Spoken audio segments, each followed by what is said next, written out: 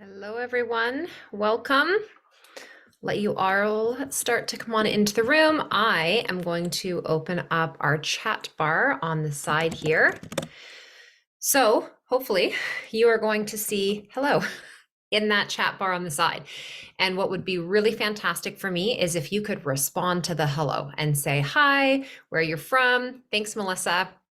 Honestly, anything that you could just type in there.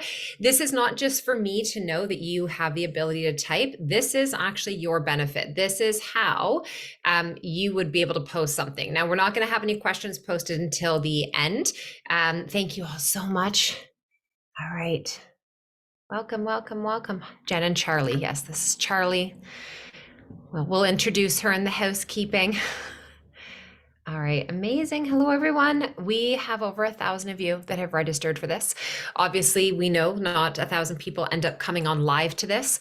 But I mean, hello, like when you start talking about something where you go, I wonder how many people are interested in this information. Clearly, a lot of you, So we are going to be spending the next 75 minutes together, okay? I'm going to set the expectations of tonight, or this afternoon or this morning, regardless of, where you are. You're coming from all over the place. And I don't want to waste any time because we have a lot to cover tonight. And I want to get going right in. So I want to start off by saying thank you so much for joining me. I also want to let you know that yes, this is being recorded and you will get the recording 24 to 48 hours later. So it doesn't happen in like instant time where, it happens and then real time, you're going to get this right away. There's literally humans, my team behind the scene, who have to go and bundle this up and then actually send it to you via email. So amazing. All of you coming in here. Awesome. So good. All over Canada, throughout the US, a couple of you coming in from Europe. Awesome. So good. Okay. All right. So I'm going to dive right in. I have a little bit of housekeeping I want to go through before we actually get into the nitty gritty of this, because when we are talking, honestly, when we're talking anything to do with hormones, I always say, like, I could keep you for a month. We could have like a big old sleepover together, and every hour of every day we could go through a new concept and a new symptom and something that, is or is going to happen in the journey of your body and your hormones changing as a woman. We show up and we want to have, like, what is the magic bullet that Jen is going to share, or that, the expert is going to share, that we think is going to, like, that one thing is going to change our life. And I will tell you from, lived experiences and also, just practice, that oftentimes it's one sentence that you will hear that will wake something up in you that will create, the change, the ripple effect in your life. But when we are talking about hormones, there is not just one thing that is responsible for the changes. And when we're talking about hormones, there's not only going to be one period of time that change is happening. Our body is constantly shifting and evolving in terms of your reproductive hormones, your stress hormones, your nervous system, your thyroid, your adrenals, and all of these things impact our body composition, which our composition is the shape of our body. It is the muscle that we have, it is the fat that we have, it is the inflammation that we hold on to, it is the fluids that our body is made up of, our bony structure, and so much more. So my name is Jenn Pike. I'm a functional medicine diagnostic nutritionist. I specialize in women's health and hormones. My whole history in life previous to doing health and hormones was as a medical exercise specialist and a strength and conditioning coach.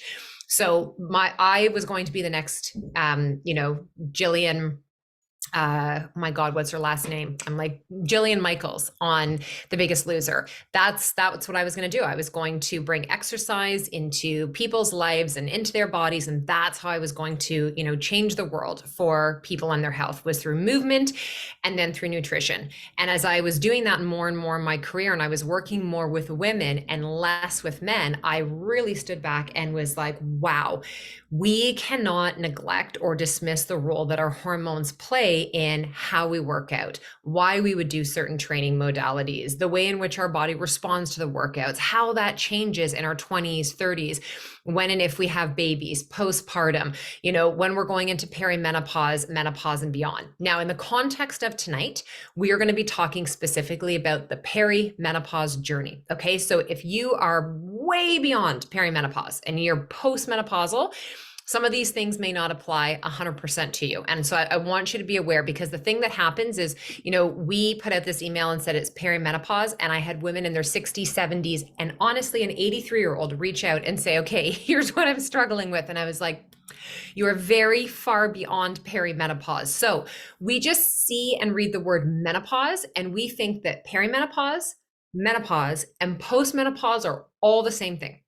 And that can actually be where a lot of the confusion starts off from, is not understanding that there are different phases of the whole menopausal journey that we go through. Does that make sense how I'm explaining that? How many of you just like raise of hand, and not like literally you don't need to like raise your hand and then click here, but just of like yes or no. How many of you struggle with understanding the difference between perimenopause, menopause, and then post-menopause? Like the whole journey is just like, I don't even really know what all of that means. If you could write in the chat for me, like, yes, I find that confusing, overwhelming, just so that I know we're kind of, what page it is that we are on here.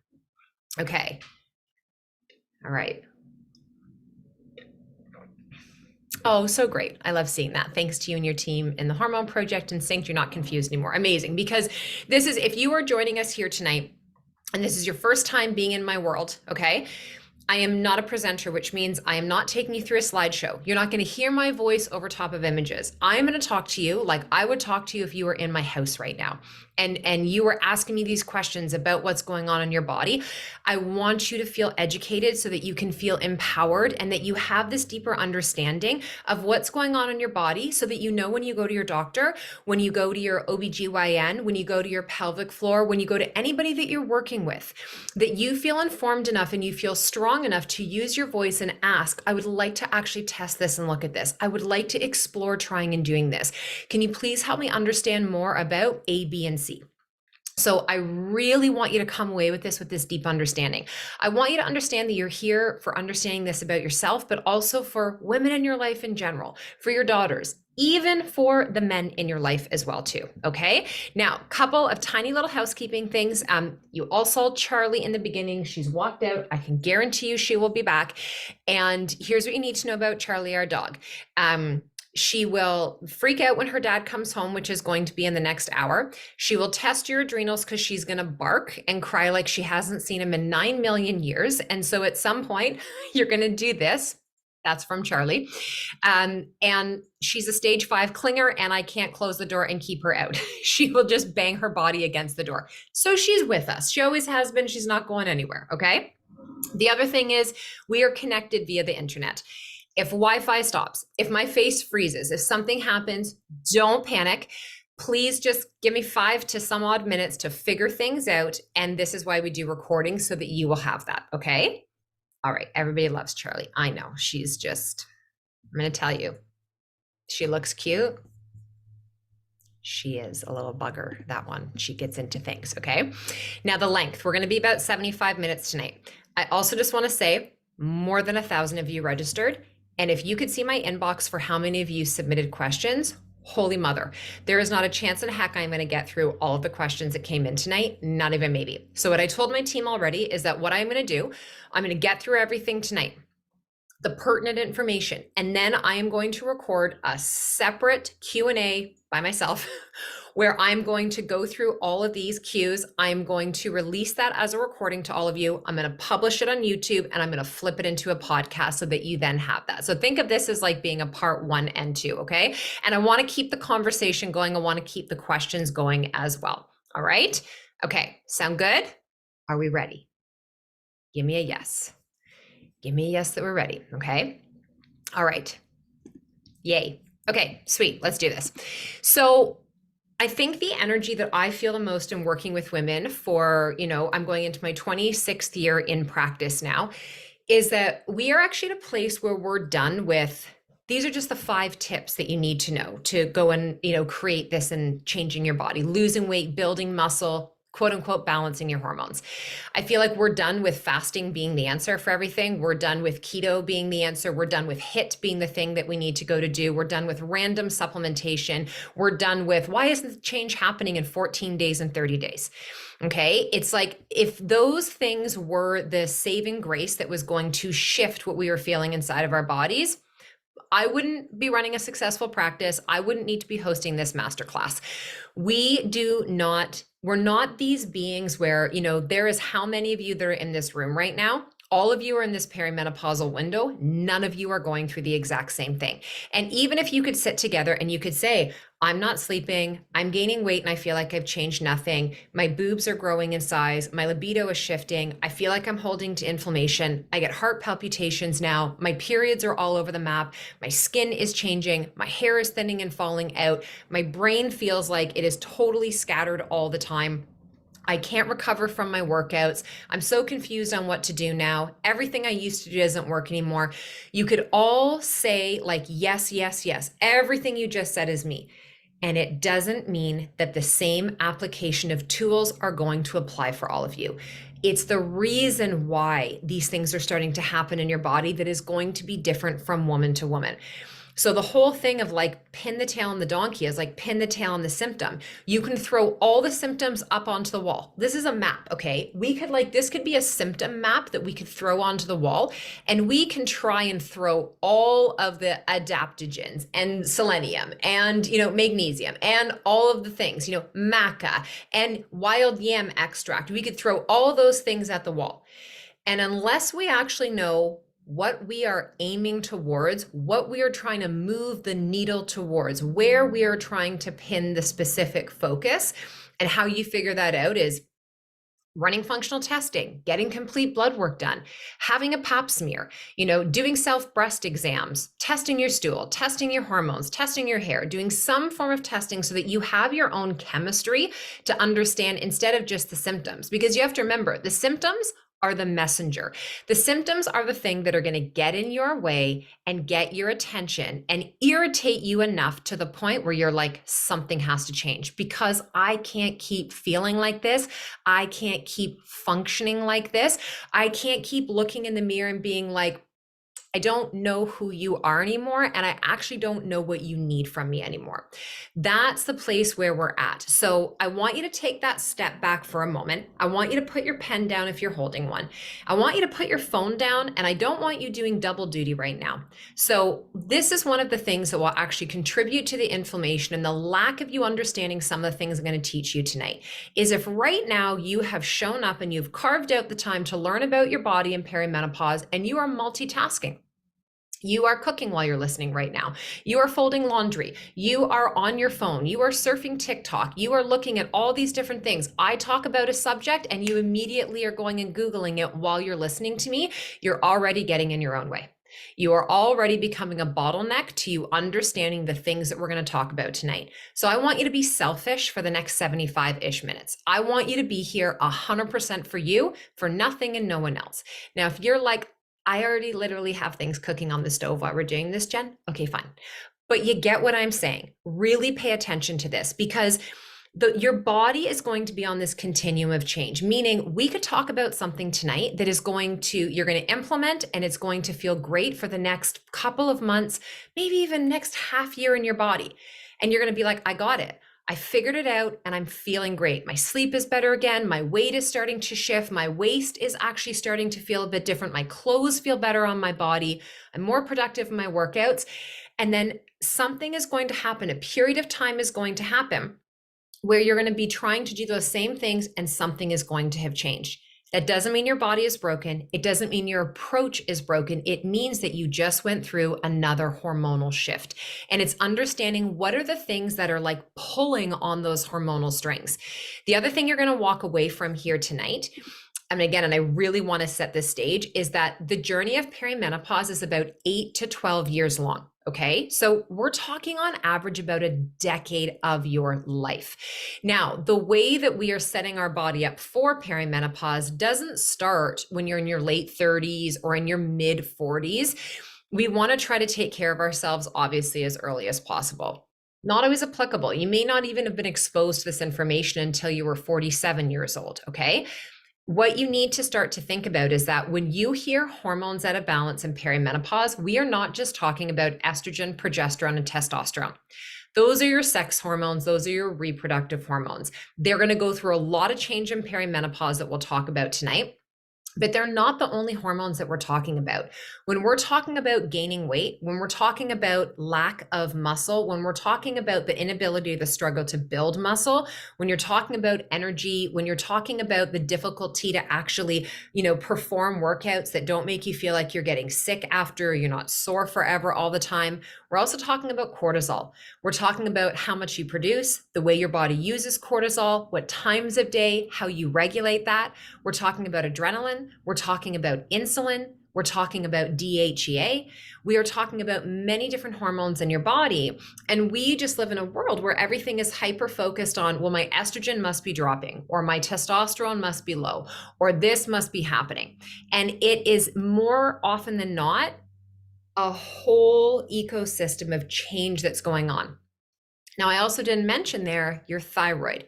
When we are going into perimenopause, other than giving birth, from like so being in the postpartum period of time, there is no greater period of time in your life when your thyroid goes through more changes than during perimenopause and menopause. Okay. It is the number 3 illness that women are diagnosed with. Okay. 1 in 9 women will be diagnosed, if not fewer than that, with some form of a thyroid disease. The last study I looked at, it was actually shorter. It was about 1 in 5. And that could be an underactive thyroid, Hashimoto's, Graves, some form of inflammation, some form of itis that is happening specific to the thyroid. So again, when we're just trying to generalize, well, my hormones need balancing, I need to stabilize my hormones in perimenopause, it's very difficult to actually balance hormones in perimenopause because they're in fluctuation. So let's break this down.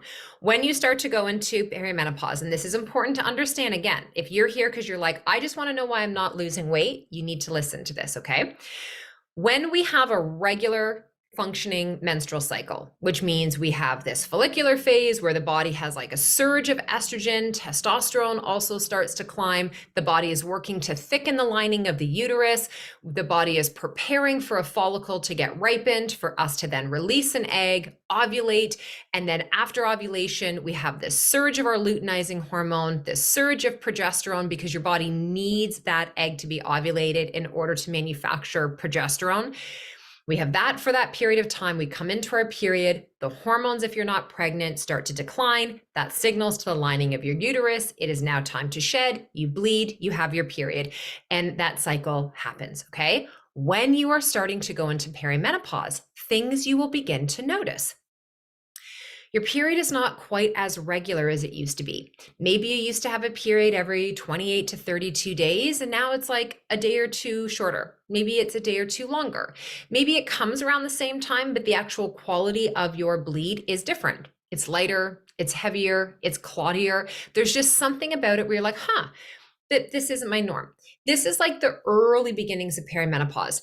Maybe you never used to have cramps, never used to get breast tenderness, never used to have any of the PMS types of symptoms. And now you notice that your bandwidth for BS and patience and some of the physical symptoms and mental emotional symptoms, they're actually stronger for you now. And they never used to be that. You might notice things like your sleep. You used to sleep like a rock, and now your sleep is such a struggle. You never used to have problems digestively. And now, especially coming into your period, you're like, oh my gosh, I'm so bloated and gassy. My bowel consistency changes. I'm not really too sure what's going on. These are a lot of the big things we start to notice. I haven't changed anything, and I'm starting to put weight on around my waist. The old things I used to do, like more cardio, restrict my carbohydrates, decrease my calories, just kind of tighten things up, that doesn't work to tighten me up anymore. In fact, I stay the same weight, or when I try those things, I actually put some additional weight on. I used to be able to go in the gym and do a HIIT session or a boot camp or a CrossFit or, a power whatever type class, and I would feel great and I would see the changes in my body. Now I go in and I try and do those same workouts and I am exhausted. They kick the crud out of me afterwards. And I actually feel like I'm getting kind of puffy, or I feel like I'm looking bulky, even though I'm not bulking up in muscle. I'm just kind of feeling puffy and I'm sore for a long time after. Does any of this sound familiar? Your hair's thinning, your libido is not there, vaginal dryness, painful intercourse, these types of things. Okay. So all of this is interconnected to what is going on in perimenopause. So, not only is there a fluctuation of when you don't have these regular cycles, or what starts to happen behind the scenes is when you used to have a cycle where you were ovulating every month. See, we've been taught as girls and women that the whole, like, the star of the show is your period. No, she's not. Okay. She's the report card. She's like the review of how the actual performance went. The star of the show is ovulation. Okay. Even if we do not want to have a child, your body will go through this ovulatory process. Okay. So when we ovulate, that's everything our hormones are building and surging towards, is to ripen this follicle, to create the chosen one, and to release the egg. Then our body has to take this material, and now we create this progesterone, which bathes our mental health and well-being, supports neurotransmitters, GABA. This is what like calms us down, where we feel really chill. If you don't describe yourself as chill coming into your period, we're like, okay, so maybe there's an issue with progesterone going on and some of those neurotransmitters. Your period is the end result of all these phases happening. And your period is actually what's giving you a report card. Like, how well are we doing? How are we feeling coming into this? How are we feeling on the bleed? How do we feel as we come out of it? In perimenopause, you start to have what is called more anovulatory bleeds. So you might still have a period every single month, but you may not ovulate every month. And so when you start to skip ovulation, you have less raw material in your body to be producing the progesterone to calm your nervous system, to help you sleep, to support digestion, to, make everything feel copacetic and homeostatic in your body. Which is why coming into your period, inflammation can start to spike. You don't have anything to ground it. It's like going and having sugar without fat or protein, and now you've got this glucose spike, this insulin spike, and there's nothing to ground it. This is what happens. So most of us as women, when we start to go into perimenopause, and I'm saying most because not all, most of us end up being a little bit more estrogen dominant, meaning it doesn't mean that you have all this excess estrogen that you are producing. You just aren't ovulating every month anymore. And this is normal when we start to go into perimenopause, because we are not meant to be procreating women for our entire life. This is menopause. This is when menarche, your bleed, goes into a pause, and we no longer, and this is going to happen somewhere between the age of, on average, 43 to 55 is when the average woman is going to go through perimenopause or menopause, okay? Menopause, not peri. But we're seeing women younger and younger now because of stress, because of the environment, because of life, because of burning the candle at both ends, because of the pressure to be the boss babe, the perfect Pinterest mom, the like vixen in the bed, and the best daughter and the best friend, and all of those things. So women are not in a fantastic place in terms of taking care of their body and the nervous system. And your hormones will respond to that. Your hormones are going to prioritize and be like, she is so stressed out and burned out. This is not a safe environment. Not only is this not a safe environment to like let an egg be released and possibly procreate, her period is the least of our worries right now, and so is ovulating. We need to give this woman some extra cortisol and some extra adrenaline to be able to get through these hard days that she is logging and pulling, to be able to take care of her family, her kids, her career, her partner, her parents, whatever it is in your life that is asking of you. So your body is so smart. I don't ever want to hear you say to yourself again that you're broken and your body is not working and that it's something needs to be fixed. No, you need to be educated and understand as to why some of these things are happening behind the scenes. You are not Wonder Woman, okay? You are and you are not. So we are strong ass women. We have the ability to manage a lot of things for a period of time. We are not designed from a hormonal perspective, literally a human perspective, or your central nervous system, your adrenals, your thyroid, your ovarian health, to be on call 24/7 to life and its demands for months and years and decades at a time. This doesn't happen overnight. It is possible for some women to go into menopause early and for these changes to happen in their body as a result of huge trauma or something massive that happened where literally you were like, I did not see that coming. Like rug pulled out from underneath you, blindsided, oh my gosh, and now you're left to have to manage with that. But in most women, what it is that you've been getting little signs and symptoms for a long time, a lot of years. And we do this thing where we say, I don't have time to manage that. I'll deal with it later. It's fine. I'm fine. We normalize it. We normalize it with our girlfriends. We normalize it with women all around the world. We clank wine glasses over it and we're like, oh, periods are such a pain in the ass. PMS is such a bitch, this and that. And we complain and we connect on that. And then we normalize the thing as opposed to, wait a second, this doesn't feel normal. This doesn't actually feel like how I am supposed to feel. Okay. You go to your doctor. And sometimes you can have a good experience with your doctor and they're like, you know what, you're coming into that period of time and it sounds like maybe you're starting to go into perimenopause. Let's do a full workup. Let's look at your blood. Let's look at your thyroid. Okay, let's look at your thyroid. Look at some of your minerals. Let's maybe look at the hormones. Let's see what's happening. And you do this and now you see, oh my gosh, okay, you're right. My thyroid is actually suboptimal. I need to go and support her a little bit more. Maybe you run urinary testing and you're like, my poor little adrenals. I need to go in and support them. And when I'm talking about going in and supporting, I don't mean you get a result and you go to your health food store and now you buy a bottle and you think the bottle is going to be the support. The bottle is like, it's part of your management team, but it is not going to be the thing that is going to make the change for you. If our life that we've been living and the impact of that is what is putting the impact on our hormones, then we have to look to the lifestyle to change some of that. Now, some of the things that are going to be changing in your body as a woman, you can't stop that. So we're all going to go through menopause. We all need to go through menopause. We're not trying to prevent menopause. We are trying to optimize perimenopause. We are trying to be able to move through this with all of our mental faculties in place, feeling like we have this connection to our body and welcoming this new version of ourselves in, because our 40-year-old body is not our 25-year-old body. And our 48-year-old body is not our 32-year-old body. And where we get in the way for ourselves as women is we're like, but I've always been this weight. I've always been this size. I've always been able to see the edges of my stomach. I've always been able to see, the flex in my arm when I lift it.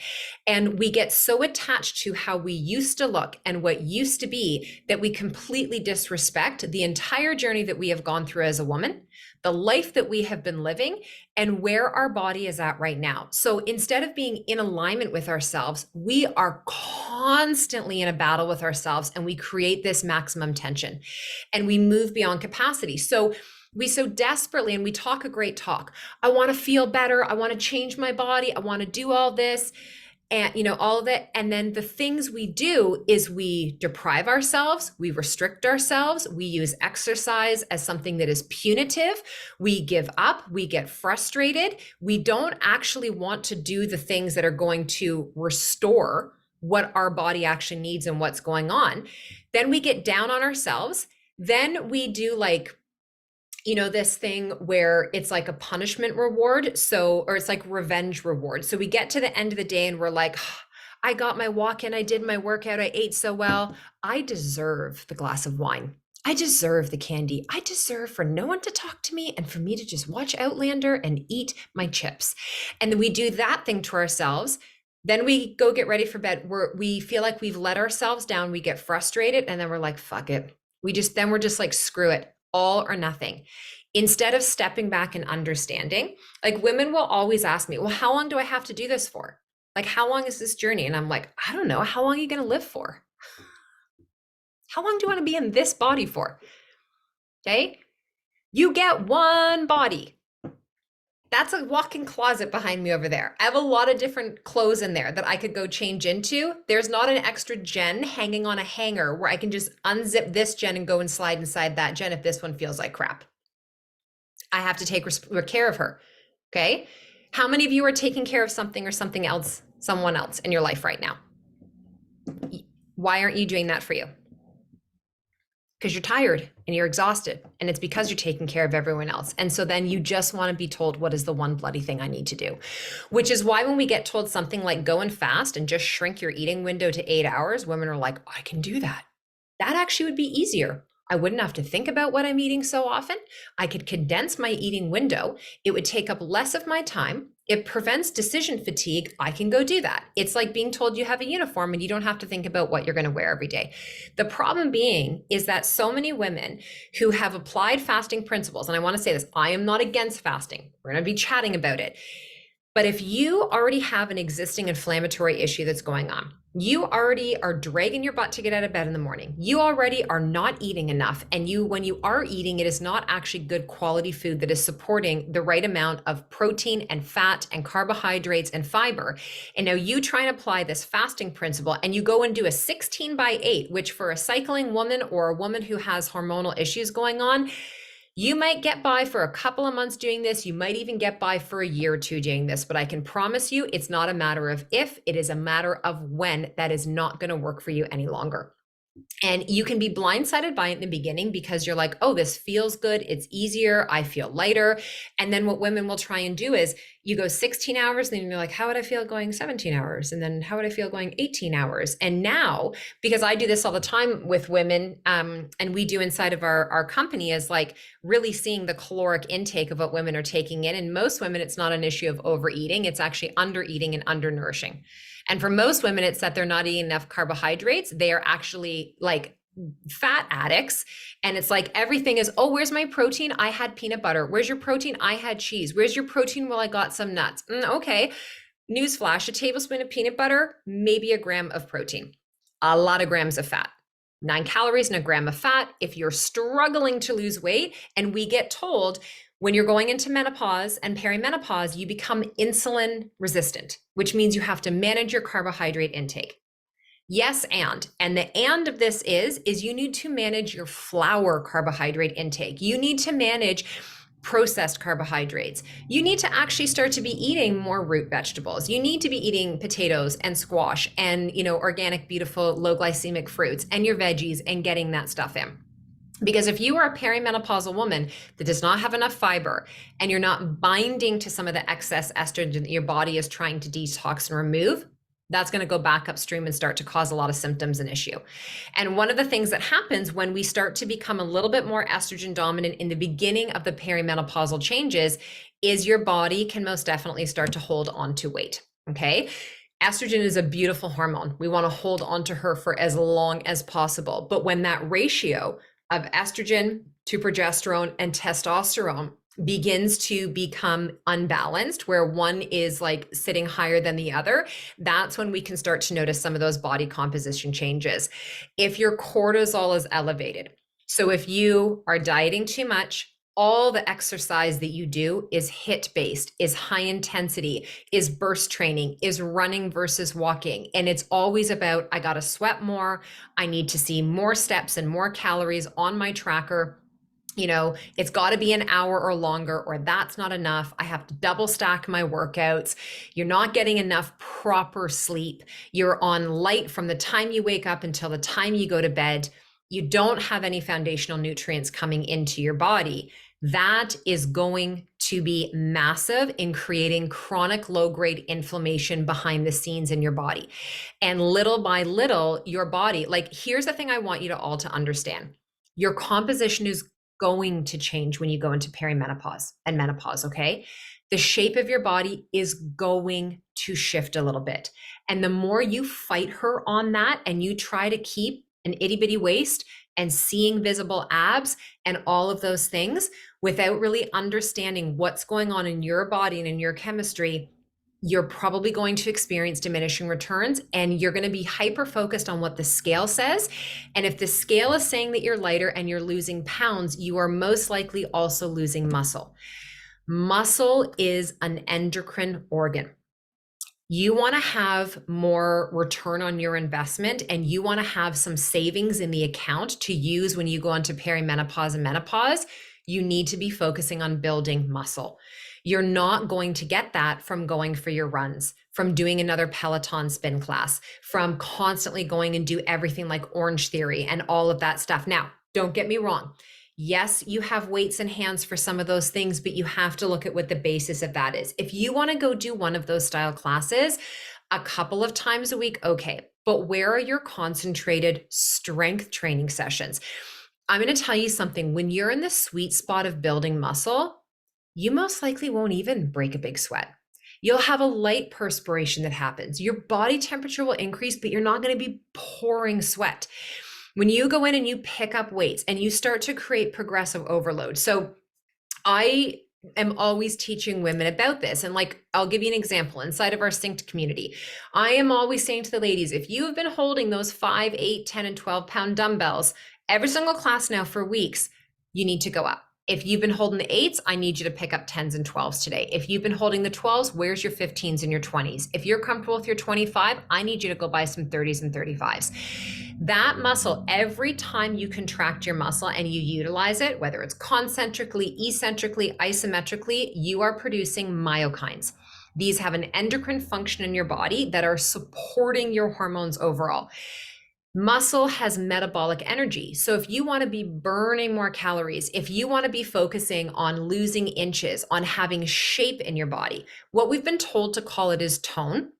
You have to remember tone is an appearance, okay? So you might look like you have toned arms, but when you see a woman with toned arms, she has muscle in there. And we get afraid that if we're going to lift, we're going to bulk. Very few women have the genetic and hormonal makeup and ability to actually build big muscle that is going to make you look bulky. So, it's like you need to embrace lifting the heavier weights. And it doesn't mean that you have to just be lifting, 5 to 7 repetitions. It's progressive overload. So you could do something for a higher amount of reps. You could do it as a circuit as opposed to it being, periodized sets. The whole thing is that you need to be showing up and challenging your body. You need to allow yourself to be emotionally and physically uncomfortable, not 911 pain, but uncomfortable. Because when we go in and we lift weights and we do something that is challenging, and I'm not talking like people always say, but what about my cardio? If you are doing strength training appropriately, your heart rate is up, your body temperature is up, your heart rate variability will be impacted in the days coming. You are getting the impact of actually getting cardiovascular work happening. And one of the best things that you can do for composition, so for building muscle, losing fat, not just losing weight. So when I work with women on their composition, I'm focused on fat loss, not necessarily the weight loss, okay? Walking is going to be one of your best avenues for that at either a moderate intensity steady state or a light intensity. So what would that feel like? Moderate would be you're going at a good clip. You could have a conversation, but every now and again you need to pause and you're like, I don't like, and then there's silence for a little bit. Light would be you could carry that conversation the whole entire workout in that period of time. Most of us are going to do better. And this is how you're going to preserve your adrenal function and your thyroid health, is if you're doing workouts where you are gassed and you're like, look away, like I'm dying, oh my God. And that's your approach every single time you work out. I am going to ask you to reconsider your approach, okay?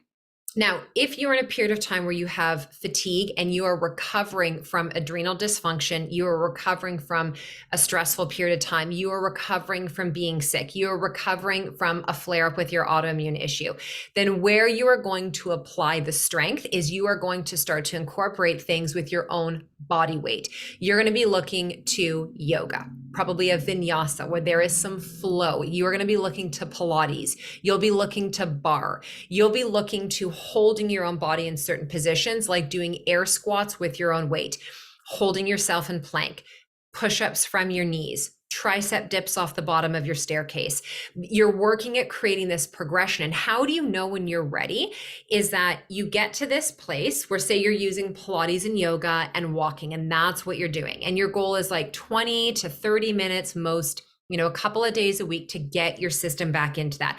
How you know that your body is responding in a positive way metabolically, okay, where it's not wearing and tearing you down, is you actually find that you recover really well. You're not gassed from your workouts. You actually have energy. You notice your mood improves. You notice as the days go on, you're like, I know I moved my body yesterday and I feel it, but I'm not in pain.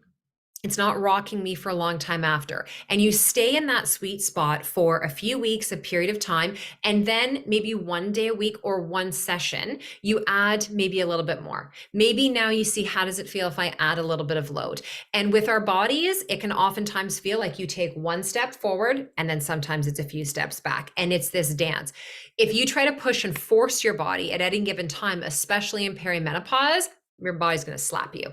Okay. And it'll get you to that point where it's like, you feel like how many of you, every time you're like, I'm going to start a new plan, I'm going to start a new eating regime, I'm going to start a new workout. And then you're a couple days into it and you feel like you're getting sick. You feel like you're getting the flu. You feel like every time you try to take your health back, your body goes, nope, sit back down. You try again, nope, sit back down. How many of you have ever felt that? Okay. Okay, so that is actually your body like telling you loud and clear what you are trying to do is too flipping hard. This is the birthplace. Like when I created Synced all these years ago, that was my body.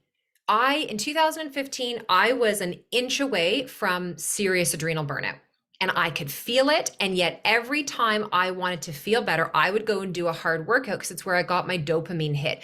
It's the only time I had for myself at the period of time where I wasn't helping another woman, helping my family, working on business, is that I would go in and I would do a hard workout and I would feel great in it. I'd get lightheaded sometimes and I would just be like, it's fine.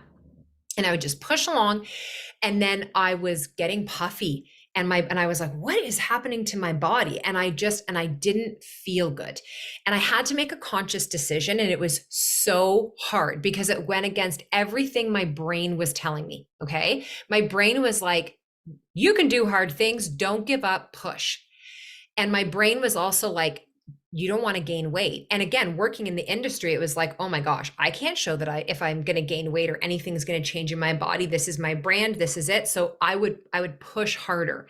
And the days I couldn't push harder, I would just like try and tweak what I was eating more.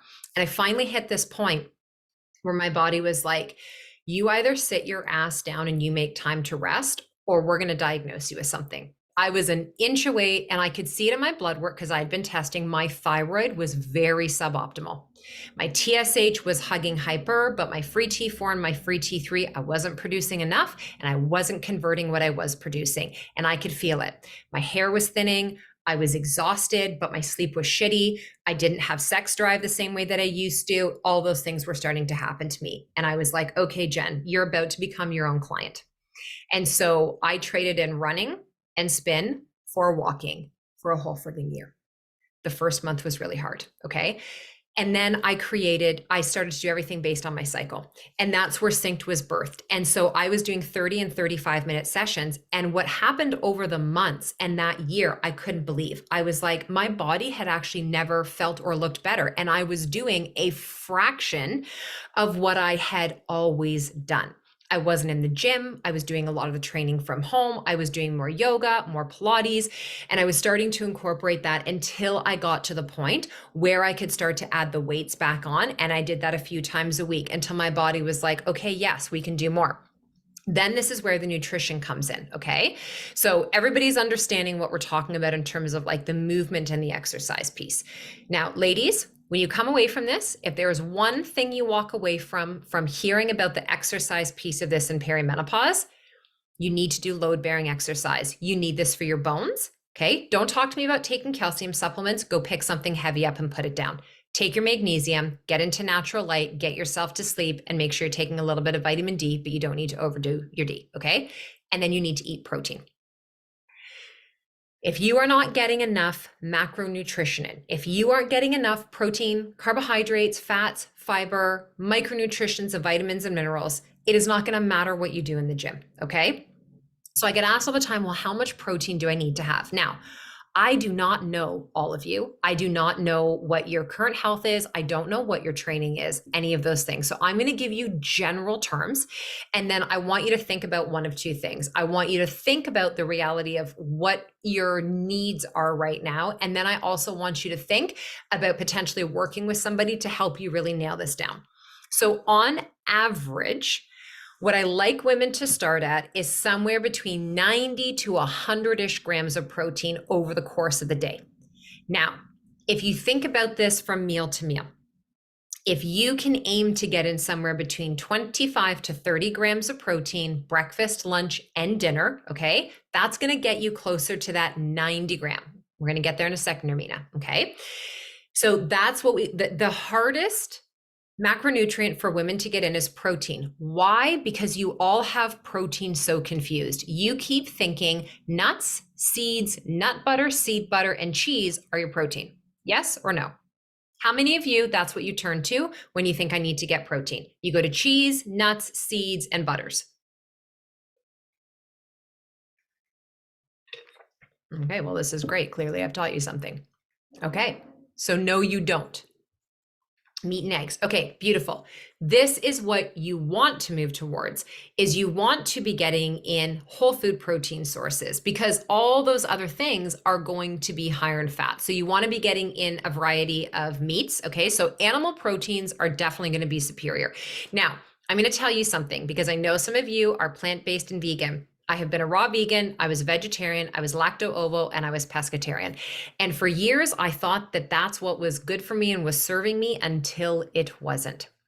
And I am going to tell you, in working with women and running all the different functional testing that I do, hair, saliva, blood, urine, stool, organic acid testing, and looking at it, is it impossible when you are vegan and plant-based? It is not impossible, but it is harder, because all of your protein sources are also going to be carbohydrate sources, okay? And to try and get in the amount of protein that you would need can then be a little bit difficult on the digestive system because of that load in terms of carbohydrates and calories. So it can be a variety of meats, your eggs. It could be things like tofu and tempeh, organic, non-GMO, cold water washed. You can tap in and learn to use things like, and you can get in fish and eggs and all of that are great protein sources. Beans and lentils and legumes you can also bring in there, but they are going to be higher in carbohydrate and fiber. So it's just being aware and kind of looking at that. It's great to alternate your sources up. And yes, you can use protein powders, but you don't want them to dominate your nutrition, okay?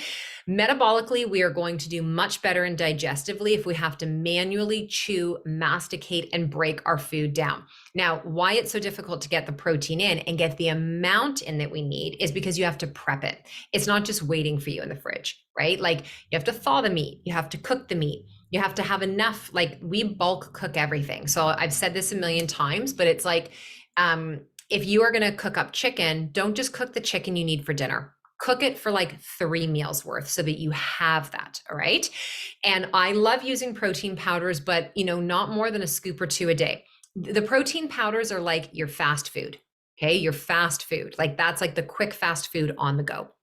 Now, when we're talking about cholesterol, that has nothing to do with eggs. Okay. If you were telling me you were eating a dozen eggs a day, perhaps.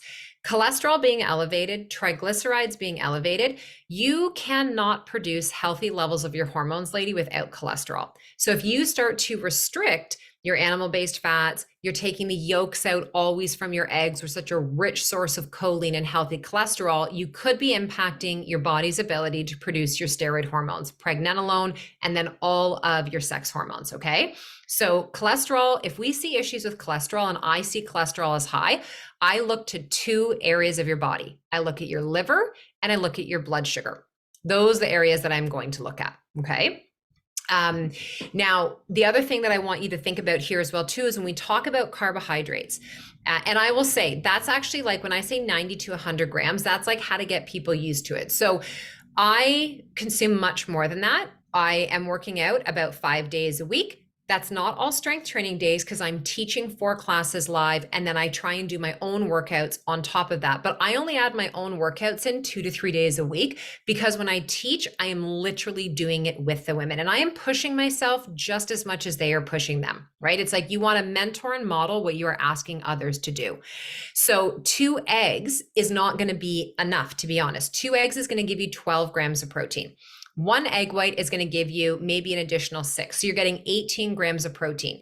Now, if you were having your 1 egg white and your 2 eggs and you're getting 18 grams of protein from that, you could add other things in, like you could add in smoked salmon into that. You could add in, like, all foods are going to have a little bit of protein. So you could have veggies in with that. You could do that kind of thing and get a bit more. But it's like, if somebody says, well, I have an egg, it's 6 grams of protein. right? It's like if you don't even, weigh or understand the quantity, like you could look at a chicken breast and be like, feels like a couple ounces, and it's 7 ounces, your chicken breast. Well, it's like 50 grams of protein. That's pretty kick ass. But if in your mind, you're like, oh, I'm only getting this amount, or even if you're thinking about your carbohydrates. So again, the women that I work with, and I don't know you all, are typically here because they want to work out, they want to shift their composition, they want to have energy, they want to take care of their hormones. We do not carbohydrate restrict. I know a lot of women nowadays are being told, as a general rule of thumb, you want to keep your carbohydrates below 50 to 70 grams a day. I don't subscribe to that, mainly because the women I work with have some level of endocrine dysfunction that is going on. So either thyroid issue, adrenal, years of dieting, years of carbohydrate restricting. Is it true that when you come into menopause and perimenopause, as estrogen is dropping, that the body can sometimes not do as good a job managing your glucose and your insulin? Yes, it is. But we don't just treat that by restricting carbohydrates. There's so many other things that you have to take into account. Like your cortisol could be elevated, not from what it is you're eating, but because you're only sleeping 5 hours a night, because you're waking up in the middle of the night and can't get back to sleep, because you're super stressed out about your kid or your parent or work.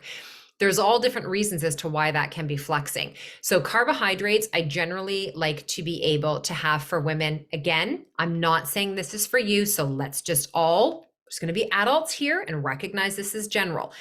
I typically don't like women to be on fewer than 125 to 150 grams of carbohydrates in the beginning, filling them with good carbohydrates. And then that protein and then fat's going to fill in the rest.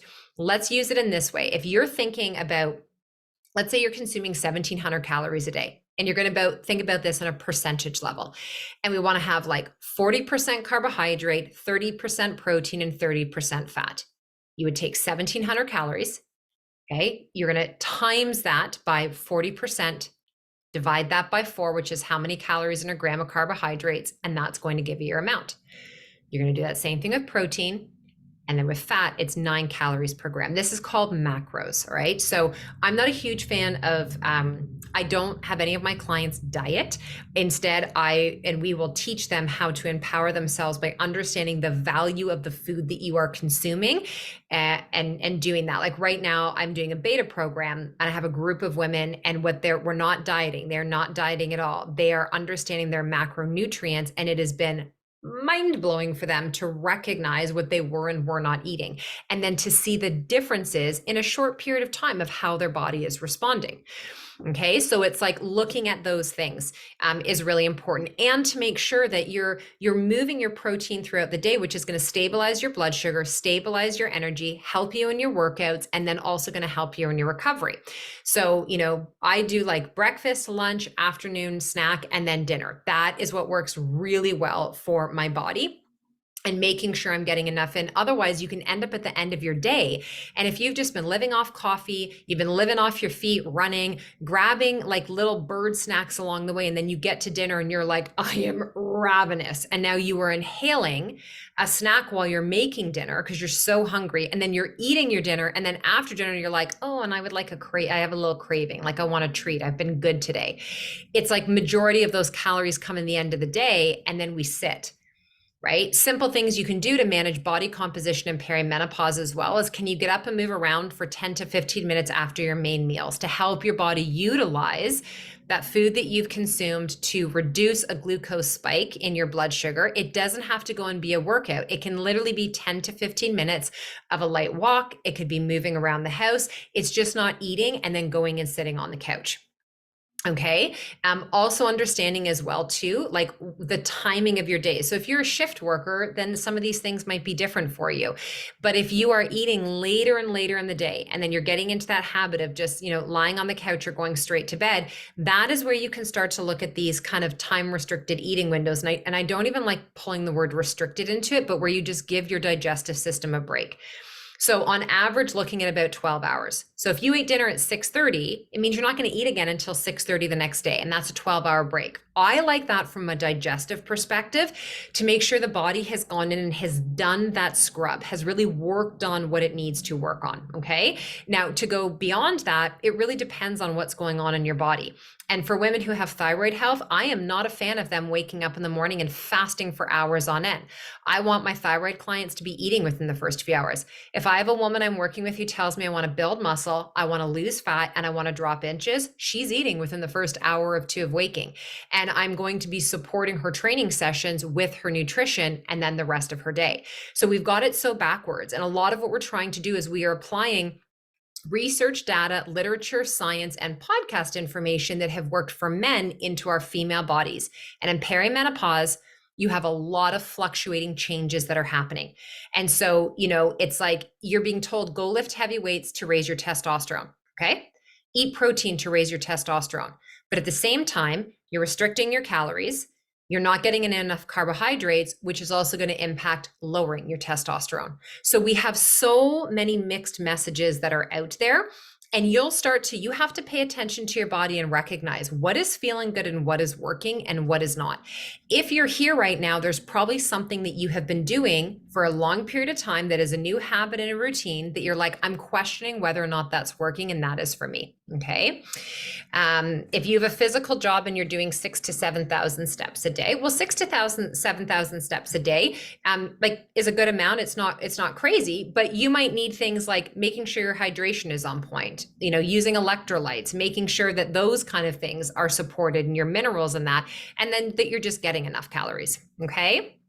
Okay. So, when you're talking about noticing your blood sugar is up and down and you have hot flashes, is this normal?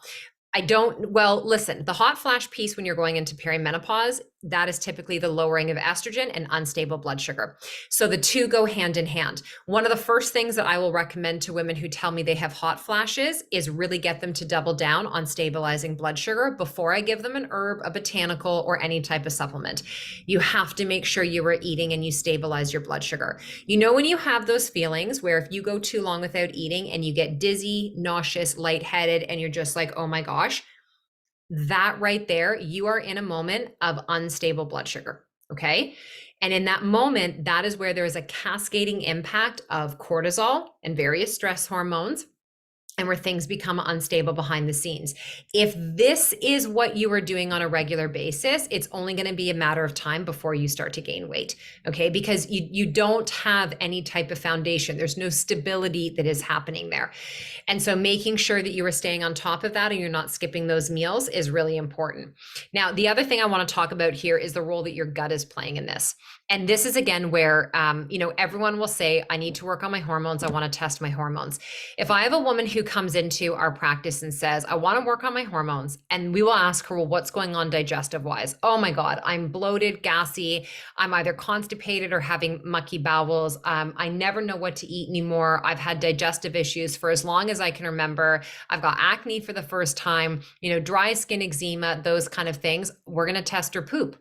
We're going to run a GI map and see what's going on in your microbiome in your gut that is impacting your actual hormones. Because if you have things going on digestively, that is going to impact your weight. It's going to impact how you break your food down. It's going to impact where you hold your body weight. And for a lot of women, if they have gut issues going on, they're going to feel it not just around the waistline. So they are going to feel it. They're going to feel it in the lower part of the abdomen. They're going to feel it around the navel. They're going to feel it around their bra strap, upper chest, and into the arms. That's where they're going to tend to hold on to their weight. If you aren't pooping, that is like ground zero. Okay. We've got to work on your digestion, optimizing stomach acid, and getting you pooping. It's not just about eliminating what it is that you've eaten. This is how you detoxify all the excess estrogen and toxicants in your system. If your body is having a difficult time breaking down, not just the food that you're eating, the things that you breathe in, the products going on your skin, literally everything you come in contact with, and you are backed up. Like, here's the misnomer. You could be saying, well, I have coffee every day, and then after my coffee, I have a bowel movement. You could actually still be constipated. You could have diarrhea and still be impacted with fecal matter. Okay, you have 28 feet of intestinal tract, 5 to 7 feet of colon. I can't tell you how many people I've worked with. My dad is in the hospital right now. Okay. My dad has been having loose bowels for, I can't even tell you how long. And very sadly, his cancer is back, and he had a GIST tumor that is in his stomach. So my dad was convinced there's no way that I have impacted stool. Like the nurse said, maybe you have that, because he's like, I've been passing water as stool for weeks on end now. They go in and do imaging. He is full to his sternum of impacted fecal matter. You can be having a poop every single day. And depending on how you are maneuvering that poop, so women all the time, how do you poop? You take magnesium citrate. That does not mean that the pipes are flowing, okay? That doesn't mean that you're actually going in and binding to. This is why the fiber is so important. But in order to digest and use fiber properly, you have to have enough stomach acid. Right? It's like, do you see how it's like we start with this one thing of like, we're all here to learn how to lose fat. And then when we start to peel back the layers as to understanding maybe why you're not, some people will tap out and they'll be like, this is too much. I just need to go to the program that's going to tell me to eat 6 meals a day. And it's going to tell me to go buy this supplement and give me the workout plan because this is too much. You're just going to end up back here at some point. We're peeling back the layers, okay? And when you're in perimenopause, a lot of layers have built up over the years. This didn't happen overnight. This has been decades of us, having a period, going through cycles, going through life, all of these things that are happening. Thank you very much.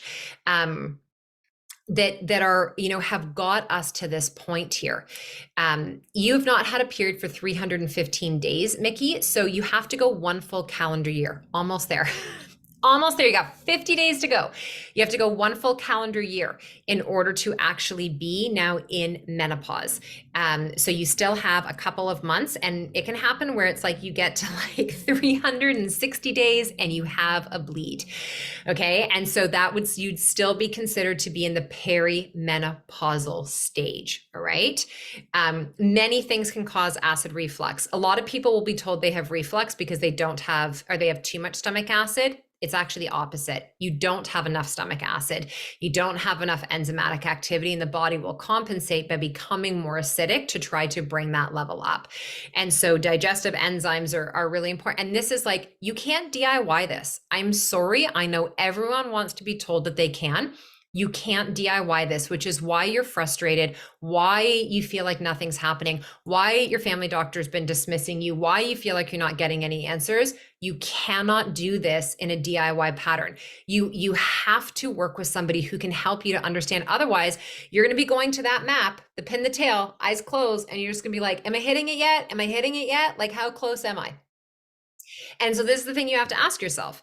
If you actually want to collapse time around feeling better, why are you circumventing the whole thing instead of just going right towards it? Sometimes we don't want to know why we're actually feeling like we think we do, but we're also afraid. As women, they tell me all the time, I want to do it, but I'm actually afraid of what I'm going to find out. And I get that. But here's the thing. We can't actually get in front of something or help you manage something if we don't actually know what's going on. Low progesterone can definitely be the cause for irritability and patience and all of that, but in conjunction with other things. So when we talk about your adrenals and the role your nervous system plays in all of this, if you have an unregulated nervous system, your body will hold on to excess weight. If you constantly feel like you are stuck in fight and flight, you are anticipating and like waiting for the other shoe to drop. Again, your body does not feel safe. It will be very difficult to drop and to lose weight. When you go through, stressful, I'll give you a personal example.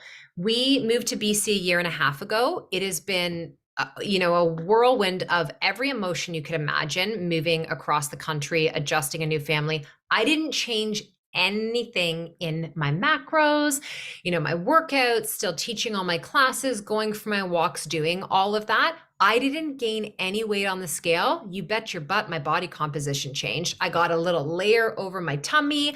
I noticed some things that were changing and shifting. And I was like, oh, this is interesting. Nothing on the surface of my lifestyle changed. Inside of me as a human and as a mother and as a woman, everything changed. And that, she's probably going to bark in a second because he's home. Get ready. Maybe she'll go silently. The adrenal test is not happening tonight. But do you understand what I'm saying? It's like we don't stop to think about what we are managing in our life day to day, and that your stress that you're feeling, the change, like think about this as well too when you're going through changes in perimenopause. You're at an age where you're probably raising teens, people are leaving the house, your kids don't need you in the same way. Maybe you struggled to have children and you're at this point where you are now like, reconciling the fact that maybe you're not going to be a mother. You have loved ones you're taking care, like all you, a marriage has ended, a new relationship has started. All of these different things have been happening and going on and will have a direct impact on your body's not just ability. We all have the ability to change our composition. I want you to understand that. We all have the ability to change the shape, the muscle, all of that on our body. It is possible for all of us. However, you can't do it like this, where it's like, I'm only prepared to focus on these things over here, and I'm going to completely ignore some of the reasons as to why my body may be responding the way that it is. Okay. So cortisol manager, it can help, Nicole, but again, I don't know exactly what it is that's going on in your body. Cortisol manager can be a good one because there's ashwagandha for thyroid support. There's some adaptogenic benefits, but here's what I'm going to caution you on is if you have not done your proper adrenal testing and you don't know if you have elevated or dysregulated cortisol, and you just go buy a cortisol managing product off the shelf because you feel stressed, when in fact you actually have really low cortisol, you could be making things worse. So you want to test that. How do you test cortisol? There's a couple different ways. You can work with a practitioner and you could do a Dutch test, which is going to do dried urine. You're going to test 4 or 5 times over the day. This is what we do inside the Hormone Project. This is what we do inside of our clinic. And that is going to tell us your cortisol curves and spike throughout the day. It's going to show us when you're high, when you're low, your overall production, and how your body manages it. And how much of that cortisol that your adrenals are pumping out and producing every day from the medulla and the cortex, how much of that does your body keep metabolically active, and how much of it does it convert and deactivate into cortisol? If you are a woman where you produce enough cortisol, a healthy amount, but your body is like, oh shit, we need to shuttle this out of here, like the sky's falling again today, you are going to feel exhausted. You're going to be snoozing multiple times. You are going to be holding on to weight and you're going to be so frustrated. If you just go take a random cortisol management supplement without knowing what your picture is, you could be making things worse. This is like women who feel like they have estrogen dominant symptoms. They're gaining weight, their breast size is increasing, they have PMS like they've never had before, and they go on DIM, and they stay on DIM for a really long time.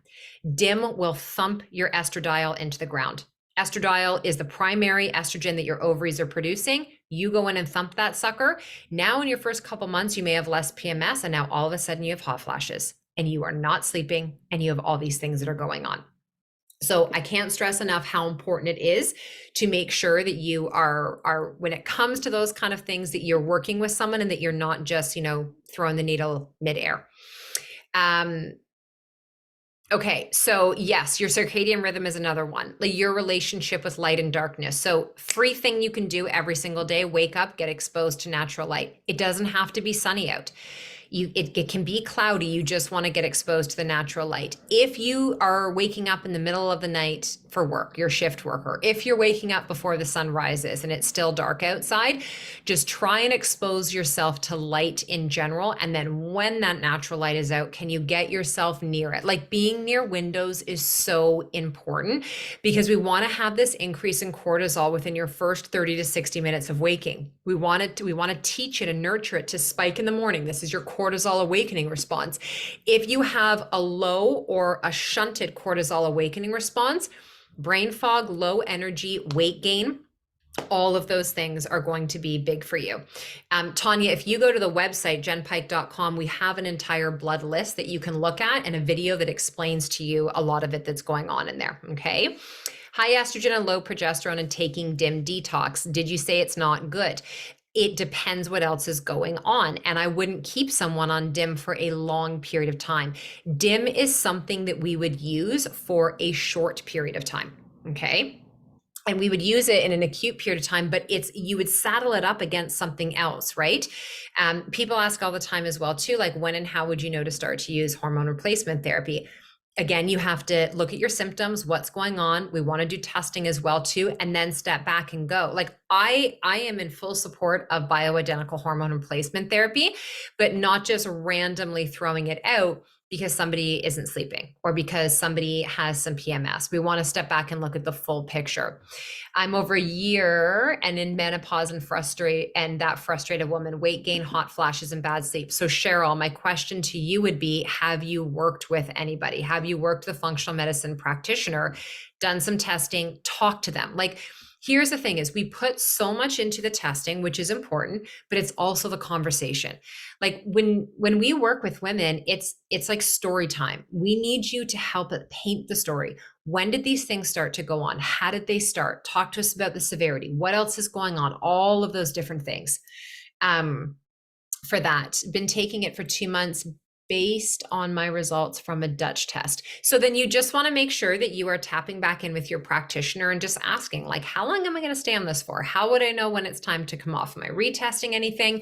DIM and detox, if that's the one you said you're taking, is probably the ones from Designs for Health, and it can have some other beneficial things in there. You just don't want to be staying on it for like months over months over months, because then you can end up swinging estrogen the other direction. Okay. So it's just, again, we just want to kind of have that blueprint. And when we're working with women, it's like, well, okay, tell me exactly how long, and I want to know. And it's hard to say that right up front. It's like, let's get this in for a couple of months. Typically, it's going to take 8 to 12 weeks to start to get the body to actually like respond because of our ovarian cycle. Even if you're not ovulating, it usually takes the ovaries a full 90 to 100 days. It's called folliculogenesis to actually be like, oh, we have a new pattern, we have a new ritual, and now we need to actually create a new response in that next cycle. So it's usually a season, right? Which is about 3 months, sometimes a bit earlier, which is why we'll say like 8 to 12 weeks, and then notice what is shifting symptom wise.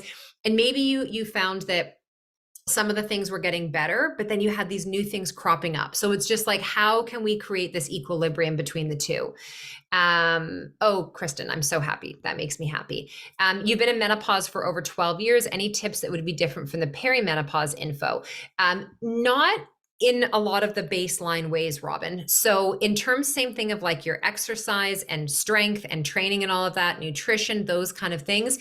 If you've been in it for 12 years, like number one, ladies, if I can tell you one thing that I would be getting checked out for all of you is to do a full thyroid panel. I would do a full thyroid panel. TSH is not a full thyroid panel because that is something that is almost always going to start to decrease as we go into menopause and beyond. So staying on top of that, prioritize your sleep and your rest, Robin, and make sure that you have a really good foundational protocol and plan in place for yourself to optimize.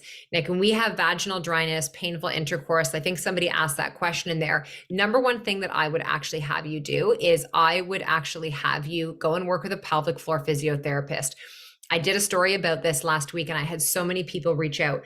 When we start to age and we start to lose the amount of estrogen that we are producing in the ovaries, estradiol, it is there to help the tendon and ligament structure of holding the uterus and the cervix in place.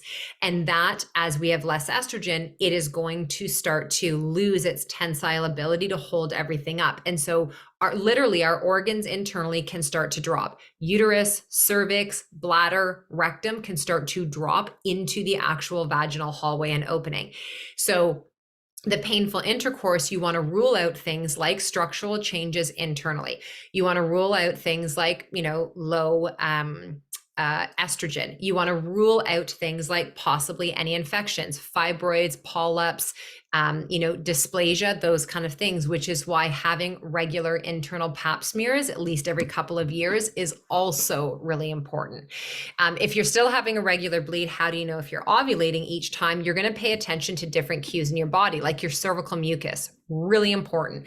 So when you're coming into, that ovulation period of time, you're going to go from like wet cervical mucus and discharge into stickier, almost like egg white. And then it's going to go kind of creamy on the other side of it. And then you're going to have your period. And then coming after the period, typically you're pretty dry. But learning how to pay attention to your cervical discharge and your mucus is very important. Other things as well, too, is some women will actually feel ovulation. Others, you're going to notice that like your body temperature, you might have a couple days where you feel a little bit warmer. Boobs might feel a little bit more full. You may hold on to some water and, feel like you gain a couple pounds for a few days each month, and then that, kind of drops off. The other thing you can do is you can track your basal temperature every morning and track that, and you could do ovulatory predictor kits. Okay. Is the length of the cycle indicative of ovulation as well? Well, yes, and so oftentimes what happens for women when they're going into perimenopause is the cycle will start to shorten. So maybe you had that 28, 29, 30-day cycle, and now you're like it's 25, 27 days, which would mean that your luteal phase is actually starting to shorten, that period of time from ovulation to when you bleed. So what can happen is that you could be having a lower luteinizing signal and pulse and not as much progesterone on the scene. If you're spotting before your periods regularly, if you're getting a mid-cycle bleed, those kind of things like 2 periods in a month, that's a big indication. And again, you would want to test to be able to see, what is it that's going on? And again, looking at the symptoms. How do you find someone to help you? That's us. So we work virtually with women all around the world. You can connect with us. You can email hello@jennpike.com. You can go online to the website at jennpike.com. You can fill out an application for the Hormone Project. We also have our Women's Wellness Clinic. So if the Hormone Project isn't the thing for you, we have functional medicine practitioners, naturopath, nurse practitioners, functional nutritionists, and we specialize in women's health and hormones, gut, hormones, blood, you name it, all of it. And so there is something for everyone. Some people may just actually want to have an initial session working with somebody and say, look, this is what I've got going on. Is this a fit for me? Some of you may want a testing package. You may just want to come in, do an initial consult, run some blood or a Dutch test that we actually mail to your house. This is the beauty. This is one great thing of the world that we live in right now is we can mail you your hormone testing. We can mail you your GI testing. It doesn't matter where you live in the world. When it comes to blood work, a lot of people are going to struggle with what their family doctor will actually give them in terms of a requisition. So we work with labs in the US and in Europe and throughout Canada where we can fill in the gaps. You're going to have to pay out of pocket for it, but you can get that requisition and then go to your lab that's in your area and get that blood work done. So there are a lot of ways to maneuver around the current healthcare, which save the date for my next masterclass, which is on March 15th, which is all about how to actually, how to circumvent a broken healthcare system, which for women, this is what we're in. Women very rarely get the opportunity to get the level of care, testing, and support that they need. And you really need to understand what are some of the things you need to take into account for your body and for yourself moving forward. Okay, there's a lot coming through here on the side. Okay, so here's what I want to do because we are at the 75-minute mark. I want to pull and cinch this in, and I want to give you a couple of really good key takeaways because you'll see what happens. Like we could literally go forever on this. When you are trying to focus on your composition, you are trying to increase muscle, you are trying to maybe trim down some inches, you desire to lose fat. Okay, so again, you notice I haven't said things like weight constantly because that sum is made up of many different things. Here are some things you want to ask yourself. Am I eating enough? Am I getting enough protein in? Am I consistent in the efforts that I am putting in? It's not all going to happen based on your workouts. Am I training too hard? Do I need to maybe back it off? Have I been doing the same thing over and over again? Do I actually challenge myself in my workouts? Have I been doing more cardio and maybe not enough weights? When was the last time that I tried something like yoga or Pilates or bar or decreased it? Am I getting enough sleep? How much alcohol am I consuming? We didn't even have that conversation tonight. This is a huge one. It is going to be very difficult. It is harder for you for so many reasons in perimenopause and menopause to lose weight and manage your body composition if you are drinking alcohol regularly. There is zero benefits to it coming into your body. And it is not just about the impact on the liver, it's impacting your insulin and your glucose management. If you suffer from hot flashes and you don't sleep great and you are drinking alcohol on the regular or even semi-regular, I would highly recommend before you go and buy a supplement that you try reducing or cutting out your alcohol and notice if that impacts your sleep and your hot flashes. Okay. And this is like, I do not know a woman going through perimenopause and into menopause who says to me, I had a wine or a couple glasses last night and I slept like a baby. Typically, what she's saying is, I had a couple glasses of wine. I had hot flashes when I was drinking the wine. I went to sleep feeling groggy. I had a brutal sleep. I woke up drenched. It took me forever to wake up in the morning, and I feel like I have brain fog and a hangover that's lasting me for days. That didn't used to happen a few years ago. I used to be able to. It changes your body, and your metabolic ability to digest, break down, and filter that is huge. And I just want to say this, ladies. Many of your filtering organs, your kidneys being big ones, your adrenals live on top of your kidneys. So if we continue the alcohol and bringing it in, and we're also using that to numb the bad day, the bad emotions, whatever it is that's going on, okay? That is going to have a direct impact on your adrenal health and your function, on your blood sugar, on your hormones. It is highly estrogenic, the more alcohol that you are consuming. And I've done podcasts on this. I just released one not too long ago that has had hundreds of thousands of downloads. It has been one of our most popular. It's not always the comfortable conversation that we want to have, but it is so important. Okay. All right. I want to be respectful of your time. I'm going to stay on here for 10 more minutes for questions, but I do want you to understand that I can't answer like a specific, I'll try my best, but what I'm here for is like a general question that is going to be beneficial to the group as a whole. And then any of the additional questions that were submitted, I'm going to do the recording. I can't tell you when because I don't know when. As I told you, my dad is in the hospital. He's in Ontario. I am most likely going to be flying home. I'm not going to give you a date and time. I'm just going to tell you it's coming. Okay. And then it'll exist and it will be there. So thank you, Kathy. Any tips for insulin resistance? It's been said fasting is key. Not necessarily, Nina. So here's my thing. If I'm working with somebody who has metabolic dysfunction and insulin issues, I'm going to get them into a regular eating schedule: protein, fat, carbohydrates, fiber. And so I'm going to ask them, I want you to eat within 90 minutes of waking up and get in that good quality breakfast. I would like you to eat about 3 hours later. I would like you to eat about 3 hours later. I would like you to have your dinner. I want you to stay hydrated. That's what I'm going to focus on in the beginning. Let's create some stability. Once we have that, then maybe we can start to manage those eating windows. I would still recommend for the insulin resistance that you have that 12-hour break. Okay. We don't need to be eating 24/7, right? So if you can be having that 12-hour break and getting those meals in, that's going to be a great initial start and making sure that you are hydrated. Thank you so much, ladies. A test on average, depending on where you live, you're looking at about $500 just for your test. GI map is going to be about $525, depends on where you live. Okay. If you're in the US, it's different than Canada, because US dollar to Canadian dollar is not the same. And then you have to pay for the time with the practitioner. And you're here, I want you to all understand this. Please stop doing this to practitioners. And I understand we're all trying to save money. You are not paying someone for an hour or 30 minutes of your time. That practitioner has to review your test, come up with a protocol, respond to emails, go back and forth with you. It is hours. So when someone is telling you it's 200, 300, whatever it is for that time, you're not paying for their hour. You are paying for all the time it is taking them behind the scenes to review your case and to take everything account and try and put a protocol together with you, plus the real lifetime they are spending reviewing and going through that. So I just want you to understand that as well too. For those with thyroid, what are the bullet point tips? I have an entire adrenal thyroid masterclass that is for free on my website, Ginger, that you can go in and listen to. And I created an entire Simplicity Coles notes, as well as the test that I would recommend that you ask for inside of there. And it's free. You can go to jennpike.com. You'll see free at the top there, or freebies it says. And I have a masterclass that you can download there.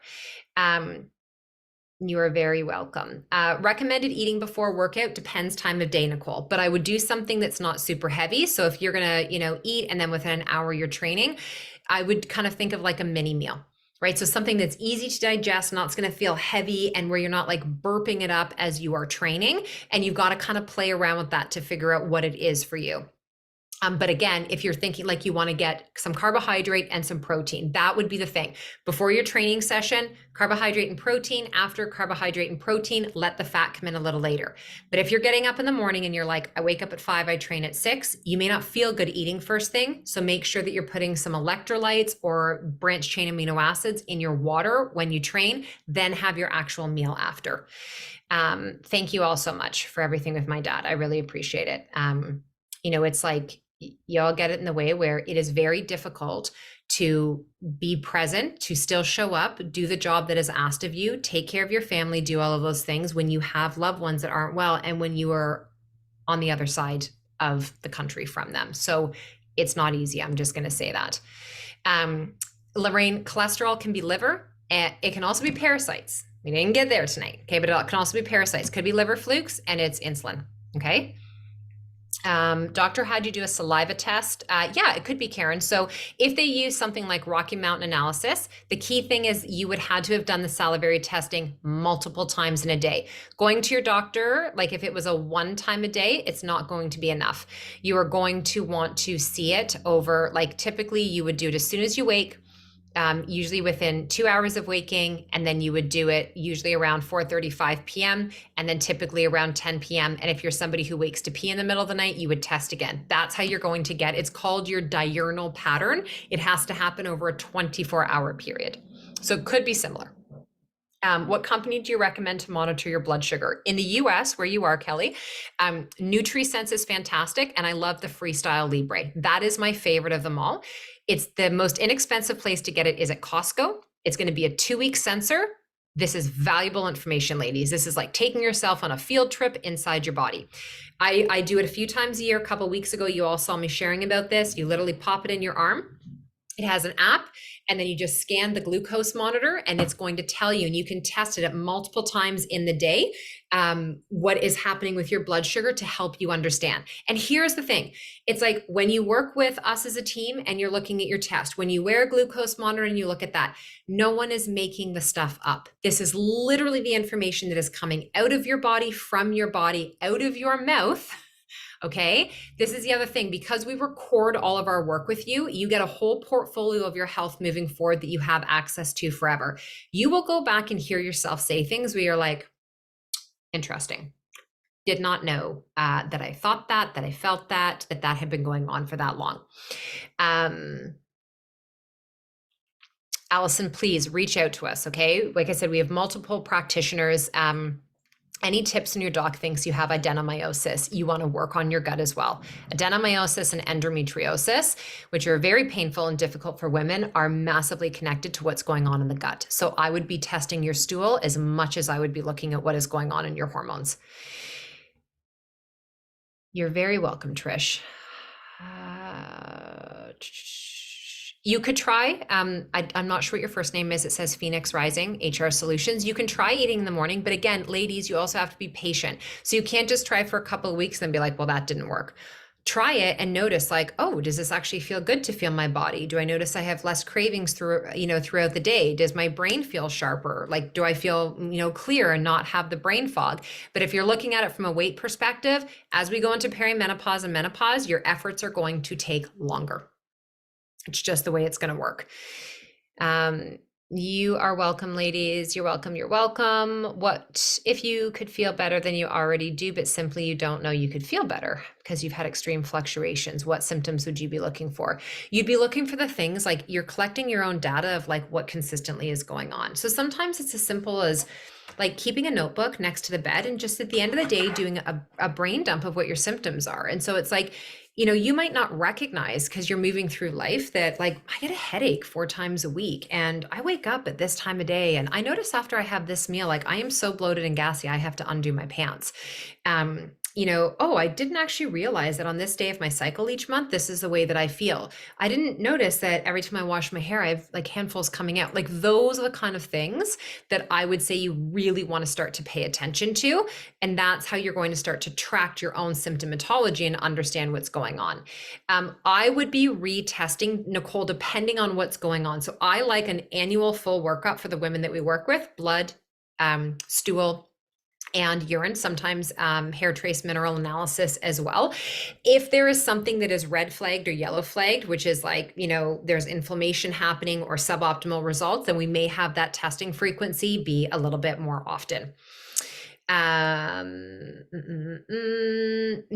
that's a really big question about Raynaud's, insulin resistance, and all of that. That is something where if there's that many different things that are going on, I would definitely work with somebody on that. Oh, the Libra in Canada, like you can walk into your Shoppers Drug Mart, your pharmacy at Costco. Costco, it's like $88. At the regular pharmacies, it's $100, and you just ask for it. You don't need a requisition or anything. Freestyle Libre.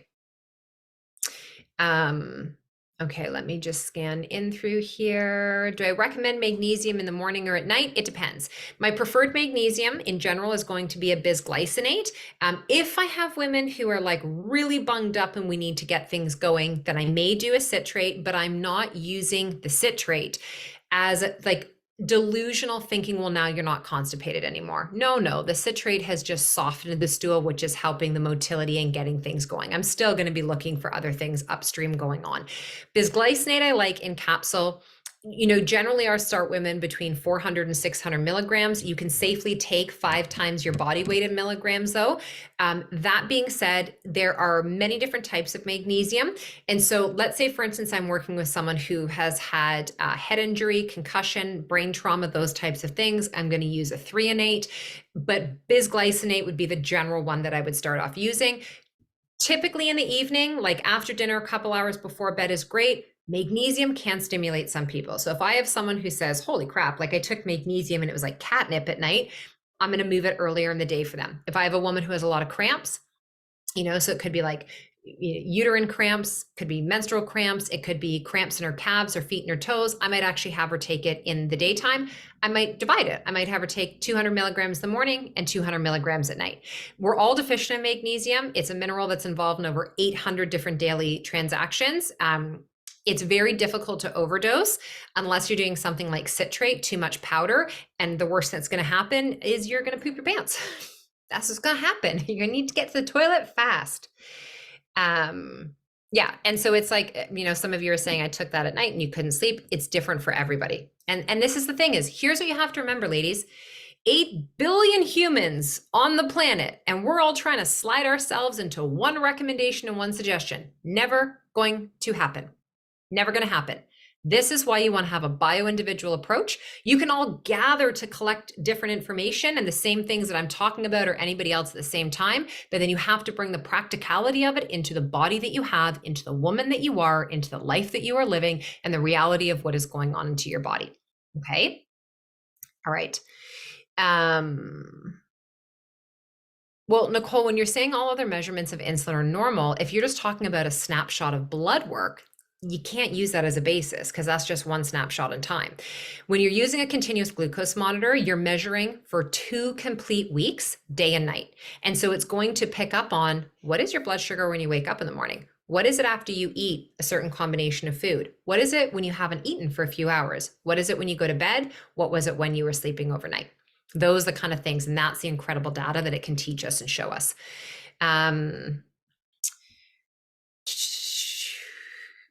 Breakfast in the morning, I think we need to stop calling things breakfast, lunch, and dinner sometimes and just meals, leftovers. Just go for leftovers. Most of my breakfast, if it's like not smoothies I'll do on busy days because I need to suck it through a straw.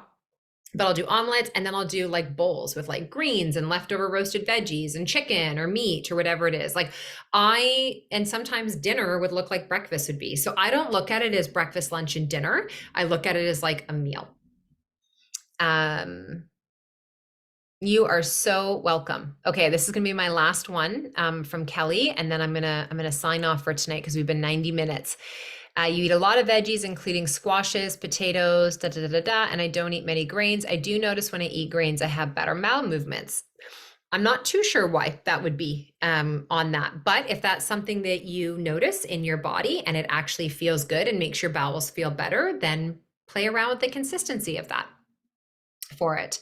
Okay, so I want to say thank you. I want to say thank you for taking the time and join me. I never take things lightly when women take the time to register and to show up. I really, truly appreciate it. If you're struggling and you are looking for support from my team and I, if it's exercise, that is going to be synced.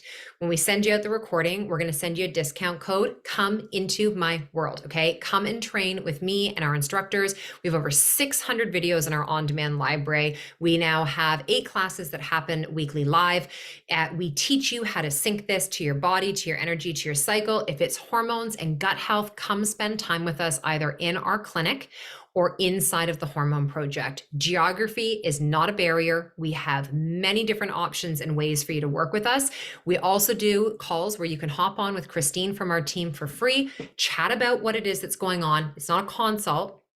She's not going to heal you in the call. She's going to hold space for you, talk about what it is that's going on, and help to figure out, what is the best fit and are we the best fit? And if we're not the best fit, we're going to refer you out to one of my incredible colleagues who could be a better fit for you. So again, thank you all so much. Our email is hello@jennpike.com. You're going to get the recording in the next 1 to 2 days. We will make sure to link up all of the things we talked about in here. And yeah. Thank you. Have a beautiful rest of your night, everyone. Take care.